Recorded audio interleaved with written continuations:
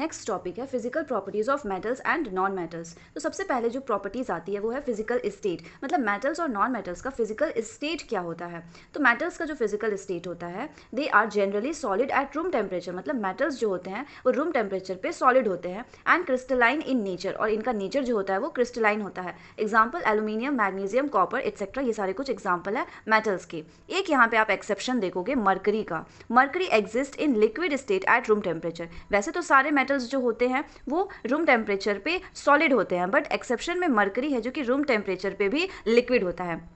अगर आप non metals को देखोगे दे एग्जिस्ट इन सॉलिड और गैसियस स्टेट। ये नॉन मेटल्स या तो सॉलिड होंगे या फिर गैसियस स्टेट में होंगे eight room temperature. Example oxygen, chlorine and hydrogen, ये सारे कुछ हमारे नॉन मेटल्स हैं जो कि गैसियस स्टेट में होते हैं। Solid non metals are amorphous in nature. जो सॉलिड होते हैं वो एमॉर्फस नेचर के होते हैं। सॉलिड ये भी हैं बट ये क्रिस्टलाइन होते हैं, और यहाँ पे नॉन मेटल्स जो सॉलिड है वो एमॉर्फस होते हैं, वो क्रिस्टलाइन नहीं होते हैं in nature. Example carbon, sulphur, iodine, ये सारे कुछ एग्जाम्पल हैं सॉलिड नॉन मेटल्स के। यहाँ पे भी एक एक्सेप्शन देखने के लिए मिलता है और वो है bromine. Bromine exist in liquid state. वैसे तो सारे सॉलिड और गैसियस है बट ब्रोमीन जो है वो लिक्विड स्टेट में होता है। दूसरी प्रॉपर्टी है lustre. They have lustre, that is they are shiny in appearance. It means metals जो होते हैं वो लश्यर होते हैं, मतलब वो शाइन करते हैं। For example gold, silver, platinum, ये सारे मेटल्स जो है वो शाइन करते हैं।